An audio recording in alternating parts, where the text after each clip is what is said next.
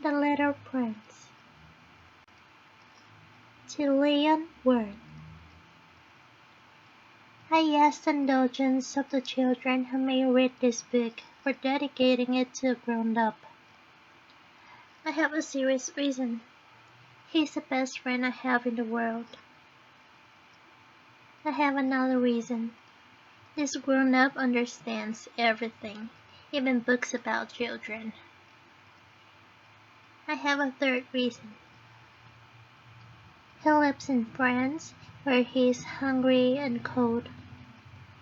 He needs cheering up. If all these reasons are not enough, I will dedicate the book to the child from whom this grown-up grew. All grown-ups were children once, although only a few of them remember it. So I correct my dedication to Leon Worth when he was a little boy. Chapter 1. Once when I was 6 years old, I saw a magnificent picture in a book called True Stories from Nature about a primeval forest. It was a picture of a boa constrictor in the act of swallowing an animal. Here is a copy of the drawing. In the book it said, boa constrictors swallow their prey whole without chewing it. After that, they are not able to move, and they sleep through the 6 months that they need for digestion. I pondered deeply, then, over the adventures of the jungle, and after some work with a colored pencil, I succeeded in making my first drawing. My drawing number 1, and it looked like this. I showed my masterpiece to the grown-ups and asked them whether the drawing frightened them. But they answered, "Frightened? Why should anyone be frightened by a hat?" My drawing was not a picture of a hat. It was a picture of a boa constrictor digesting an elephant. But since the grown-ups were not able to understand it, I made another drawing. I drew the inside of the boa constrictor so that the grown-ups could see it clearly. They always need to have things explained. This drawing number 2 looked like this.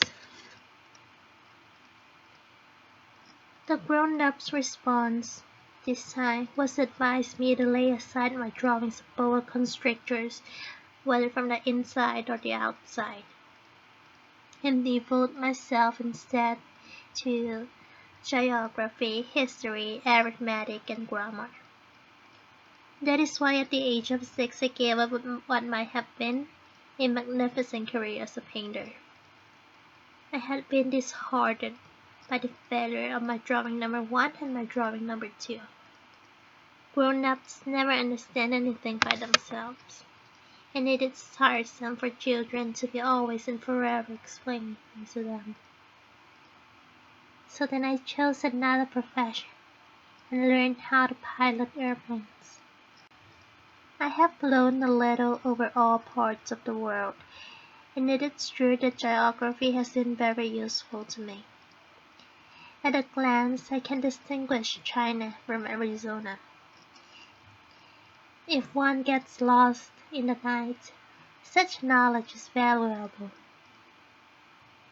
In the course of this life, I have had a great many encounters with a great many people who have been concerned with matters of consequence. I have lived a great deal among grown-ups. I have seen them intimately, close at hand, and that hasn't much improved my opinion on them. Whenever I met one of them who seemed to me at all clear sight, I tried the experiment of showing him my drawing number 1, which I have always kept. I would try to find out, so if this was a person of true understanding. But whoever it was, he or she would always say, "That's a hat." Then I would never talk to that person about boa constrictors or primeval forests or stars. I would bring myself down to his level. I would talk to him about bridge and golf and politics and neckties. And the grown-up would be greatly pleased to have met such a sensible man.